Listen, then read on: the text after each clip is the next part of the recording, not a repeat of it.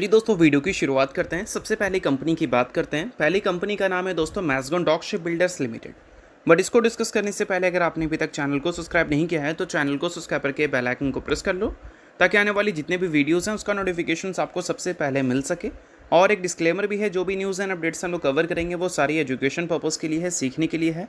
तो इसको किसी भी तरह का इन्वेस्टमेंट एडवाइस मत समझना, आप खुद से भी रिसर्च और एनालिसिस कर सकते हैं। तो चलिए दोस्तों वीडियो की शुरुआत करते हैं। सबसे पहले बात करते हैं मैज़गॉन से रिलेटेड कुछ इंपॉर्टेंट न्यूज़ एंड अपडेट्स के बारे में।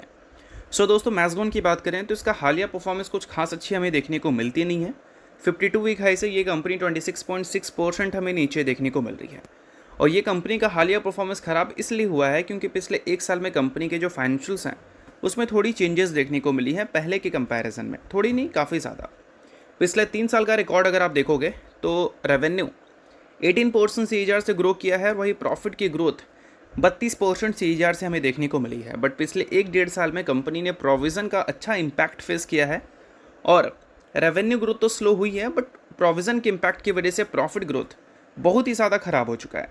32% CAGR से ग्रो करने वाली कंपनी का प्रॉफिट पिछले एक साल में 7% से ही ग्रो किया है। तो इस वजह से वैल्यूशंस अच्छा खासा करेक्ट हुआ है और स्टॉक प्राइस CAGR जो पॉजिटिव हुआ करते थे वो हमें पिछले एक साल में नेगेटिव परफॉर्म करते हुए देखने को मिले हैं। अब इसके अलावा कंपनी के बैलेंस शीट में कुछ इंपॉर्टेंट चीज़ों पे ध्यान दोगे आप, लाइक कंपनी के बोरोइंग्स, तो वो इस बार हमें बढ़ते हुए देखने को मिले हैं 2026 के फाइनेंशियल ईयर में। रिजर्व भी बढ़ा है, बट कंपनी का जो डेट है वो ना के बराबर था, वो सीधा बढ़कर 450 करोड़ तक गया है, जिसमें शॉर्ट टर्म बोरिंग्स का सबसे बड़ा कॉन्ट्रीब्यूशन है। 368 करोड़ का नंबर शॉर्ट टर्म बोरिंग्स का है और 72 करोड़ का जो नंबर है वो लॉन्ग टर्म बोरिंग्स का है। और इससे पहले शॉर्ट टर्म लॉन्ग टर्म दोनों जीरो था, सिर्फ लीज लाइबिलिटीज़ थी। लीज लाइबिलिटीज़ कम हुआ है, but short term long term borrowings हमें बढ़ती हुई दिखी है, जो कि आने वाले कल में दिखाएगा कि कंपनी का जो प्रॉफिट्स हैं वो आफ्टर रीपेमेंट हमें कितना परसेंट से हिलती हुई दिखी है। तो ये सारी चीज़ों पे भी आपको ध्यान रखना है।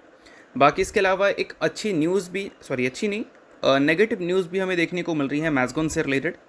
नेगेटिव न्यूज़ ये है कि AMFI का रिशफलिंग हमें देखने को मिलने वाला है सेकेंड हाफ कैलेंडर ईयर 2026 में। और इसमें एक्सपेक्टेड है कि कई सारी कंपनी को एंट्री मिल सकता है लार्ज कैप में, और कई सारी कंपनी लार्ज कैप में है तो उसको शिफ्ट कर मिड कैप में कर दिया जाएगा।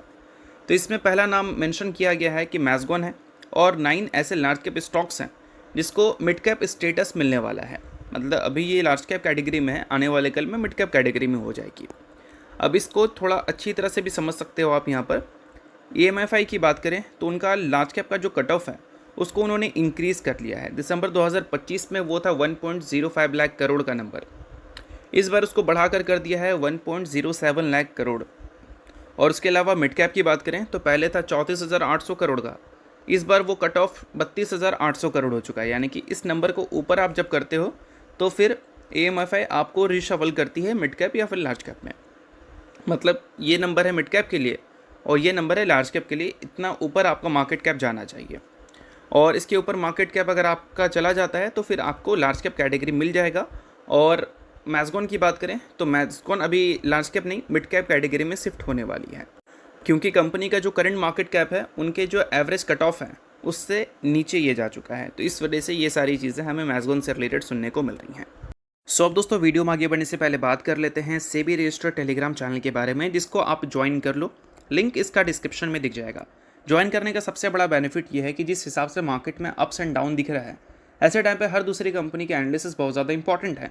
तो यहाँ पर आपको सभी कंपनी के टेक्निकल्स को एनालिसिस कर अपडेट होता हुआ देखने को मिल जाता है, जो कि हर किसी के लिए काफ़ी ज़्यादा यूज़फुल है।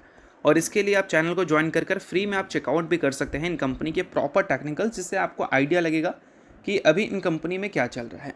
तो without wasting any time link description में है, लिंक की तरफ जाकर चैनल को फ्री में ज्वाइन कर लो। तो चलिए दोस्तों बात करते हैं अगली कंपनी के बारे में। तो अगली कंपनी का नाम है Tata power limited. Last trading session Tata power के लिए कुछ खास अच्छा था नहीं, बट इस कंपनी से रिलेटेड कुछ बड़ी खबर हमें ज़रूर सुनने को मिल रही थी। पहली खबर यह है कि सुज़लॉन एनर्जी के साथ टाटा पावर ने 1 गीगावाट की पार्टनरशिप कर ली है। Last trading day Suzlon energy को 400 मेगावाट का EPC ऑर्डर मिला था टाटा पावर रिन्यूएबल एनर्जी की तरफ से, और इस ऑर्डर के बाद जो पार्टनरशिप वैल्यू है वो 1 गीगावाट तक जा चुका है, 1 गीगावाट को क्रॉस कर चुका है। तो एक तरह से पार्टनरशिप के हिसाब से देखा जाए तो काफ़ी बड़ी माइलस्टोन है सुज़लॉन और टाटा पावर दोनों के लिए।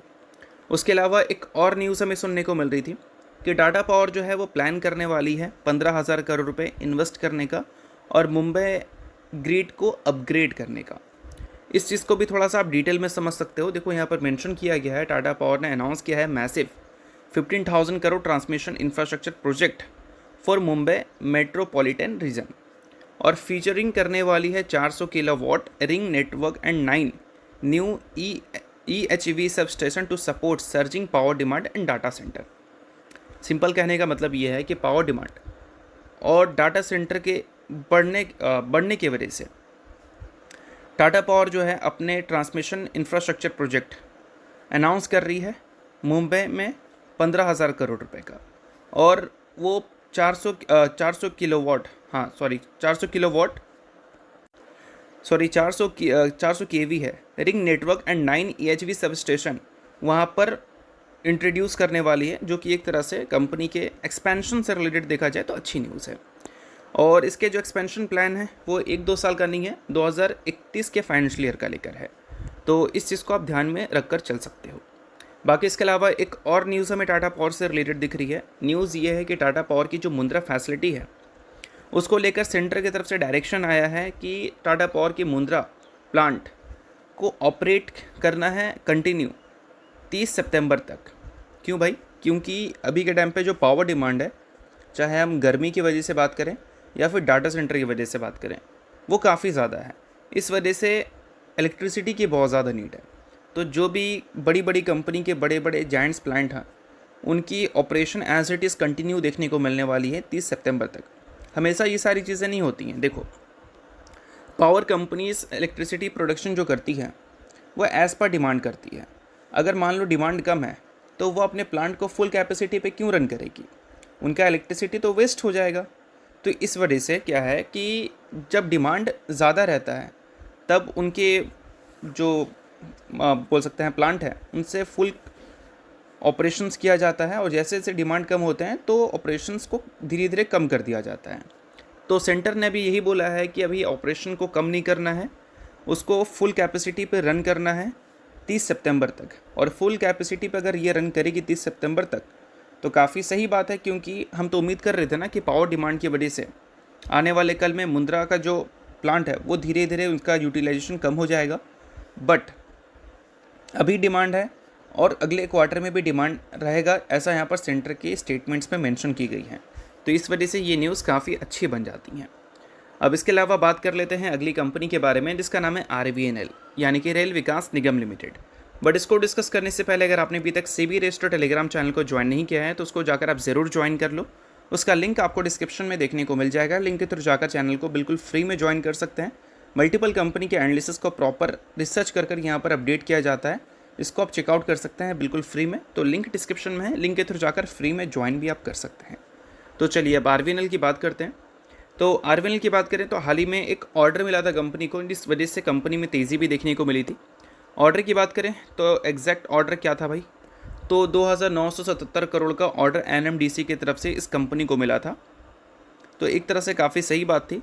उसके अलावा अगर हम RVNL के रिसेंट कुछ प्रॉब्लम्स की बात करें, क्योंकि परफॉर्मेंस तो ख़राब है भाई, तो प्रॉब्लम्स की अगर हम बात करें तो कंपनी के P&L में वो प्रॉब्लम्स आपको दिखेगा। 2026 के फाइनेंशियल ईयर को जब हम देखते हैं तो वहाँ पर रेवेन्यू हमें कितने % से ग्रो करती हुई दिखती है? लगभग 2.5% से। बट हम जब प्रॉफिट को देखते हैं तो प्रॉफिट 1282 करोड़ से गिरकर 871 करोड़ पे आ चुका है। और उससे पहले का अगर देखोगे रिकॉर्ड तो यहाँ पर 1500-1550 करोड़ से प्रॉफिट गिरकर 1282 करोड़ हमें देखने को मिल रही थी। तो पिछले कुछ टाइम में क्या है कि कंपनी के जो प्रॉफिट्स हैं वो हमें ग्रो करती हुई देखने को नहीं मिली है। इनफैक्ट डी ग्रोथ वो रिपोर्ट करती हुई दिखी है। अब इसका सबसे बड़ा कारण पता है क्या है? सबसे बड़ा कारण है कंपनी का OPM यानी कि ऑपरेटिंग प्रॉफिट मार्जिन, जो कि पहले लगातार 6% पर हमें दिख रहा था, वो गिरकर 4% हमें दिखा है 2026 के फाइनेंशियल ईयर में। और ये 4% ऐसा नहीं कि एक क्वार्टर की वजह से हुआ है। इस फाइनेंशियल ईयर का पहला क्वार्टर देखोगे, जून क्वार्टर, तो वहाँ पर ऑपरेटिंग प्रॉफिट मार्जिन 1% रहा है। अगर आप सितंबर क्वार्टर की बात करें तो वहाँ पर ऑपरेटिंग प्रॉफिट मार्जिन 4% रहा है। दिसंबर क्वार्टर में बढ़कर 5% हुआ है, बट मार्च क्वार्टर में वापस से गिरकर 4% आ चुका है। तो जो एवरेज 6% हुआ करता था वो किसी भी क्वार्टर में RVNL ने शो किया ही नहीं है। और इस वजह से कंपनी के जो प्रॉफिट्स हैं वो हमें गिरते हुए दिखे हैं। बट क्या ऐसा रीज़न है कि कंपनी के प्रॉफिटेबिलिटी हमें इतनी ज़्यादा डैमेज होती हुई दिखी है। तो देखो, हाई डबल डिजिट ग्रोथ हुआ करता था कंपनी के प्रॉफिटेबिलिटी में, बट वो इस बार डिक्लाइन होता हुआ दिखा है 60% से ईयर ऑन ईयर बेसिस पे। अब इसका सबसे बड़ा कारण पता है क्या? Operational efficiency. कंपनी के जो इबिट्टा मार्जिन है वो हमें 274 बेसिस पॉइंट से गिरते हुए दिखे हैं, क्योंकि प्रोजेक्ट एग्जीक्यूशन कॉस्ट काफ़ी ज़्यादा इंक्रीज़ हो गई है। लोअर मार्जिन कॉन्ट्रैक्ट भी हमें मिक्स होता हुआ दिखा है। तो ये सबसे बड़ा कारण है। मतलब एक प्रोजेक्ट को बनाने के लिए जो कंपनी का खर्चा पहले हुआ करता था और जो अभी हुआ करता है, उसमें एक बड़ा गैप आ चुका है। अभी का खर्चा ज़्यादा हो चुका है, इस वजह से कंपनी के जो इबिट्टा मार्जिन है वो हमें गिरते हुए देखने को मिले हैं। बट ये सारी चीज़ें क्या आने वाले कल में भी रहेंगी? तो इसको लेकर आरवीएनएल ने स्टेटमेंट दिया है। आरवीएनएल ने बताया है कि इनके जो इबिट्टा मार्जिन है 2027 के फाइनेंशियल ईयर को लेकर वो 6% से लेकर 7% तक रहेंगे। रिकवरी देखने को मिलेगी 2026 के फाइनेंशियल ईयर के हिसाब से अगर हम कंपेयर करें तो ये एक काफ़ी सही स्टेटमेंट्स इन्होंने दिया है अपने मार्जिन्स को लेकर। और अगर हम रेवेन्यू की बात करें, जो कि सिर्फ 2.5% से ही ग्रो किया था पिछले फाइनेंशियल ईयर में, वो रेवेन्यू ग्रोथ हमें 15 से 20% तक देखने को मिल सकती है। ऐसा यहाँ पर कंपनी के मैनेजमेंट का स्टेटमेंट है। अब ऐसा ग्रोथ वो ऐसे ही नहीं रिपोर्ट कर सकती। कंपनी के पास अच्छे बड़े ऑर्डर बुक हैं। ऑर्डर बुक की एग्जीक्यूशन अगर with good profit margin company करती है तो फिर रेवेन्यू तो दिखेगा ही, प्रॉफिट्स भी दिखेगा। बट ये सभी चीज़ें कंपनी के मैनेजमेंट की स्टेटमेंट्स हैं। अब ये सारी चीज़ें अकॉर्डिंग टू स्टेटमेंट्स हमें दिख जाएँ तो अच्छी बात है, कंपनी का नंबर्स वैसे ही दिखेगा जैसा हम चाहते हैं। बट अकॉर्डिंग टू स्टेटमेंट्स अगर नहीं दिखता है तो फिर वैसे नंबर्स हमें में भी रिपीट होते हुए दिख जाए, जैसा हमें 2026 के फाइनेंशियल ईयर में दिखे थे। तो इन सारी चीज़ों पर आपको ध्यान रखना है। बाकी अगली कंपनी की बात करें तो अगली कंपनी है कृष्णा फोस्कैम। हाल ही में दोस्तों इस कंपनी ने 1:5 के रेशियो में स्प्लिट अनाउंसमेंट किया था, जिसमें कंपनी ने एक शेयर के बदले अपने इन्वेस्टर्स को 5 इक्विटी शेयर देने का फैसला किया था। सो अगर आप इस कंपनी के इन्वेस्टर हैं तो इस न्यूज़ को आप नोट कर सकते हैं। इन्वेस्टर नहीं आप इग्नोर कर सकते हैं, न्यूज़ थी इस वजह से मैंने बता दिया। बाकी ये किसी भी तरह का रिकमेंडेशन नहीं है। तो होप करता हूँ ये वीडियो आपको अच्छा लगा होगा। लाइक कीजिए, पहली बार सब्सक्राइब कीजिए। वीडियो के लिए बहुत बहुत शुक्रिया।